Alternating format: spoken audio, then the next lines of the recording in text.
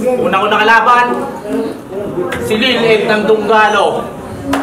Bihasa. Pangalawa ko ng kalaban, si Aklas, si sa buhay champion. Bihasa. Tapos pangatlo kong makakalaban, si Dilubyo, na di naliligo. Bilasa. Tol, ba't kinapat mo sa akin yan? O di nga ito, Tigert, ibalik mo na yan sa planet niyan. Sa kapal ng mukha tuwing winter day, nagsusuot ng jacket yan, buong katawan may pasamo kung pinabubugbog ni jacket yan, at huwag mo nang iniimbitahan yan sa dorm nyo. Magnanakaw ng gamit yan. Kasi kung mapapansin nyo, noong June 9, hindi siya nasilayan sa dinadahos na laklakan upang salisihan yung sapatos ni Alan. Ano? Di-deny mo? Sinabi na mismo sa akin ni Jigsaw, tanga, na nasa iyo daw yung kulay pula. Tapos yung dilaw na kay Gobas.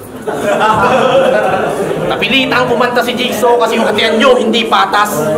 Kasi tig-isa daw kayong sapatos ni Gobas. Tapos binigay nyo sa kanya medyas. How dare you? Wala si Tol Jigs eh. Tol Jigs, kung nasa ka man.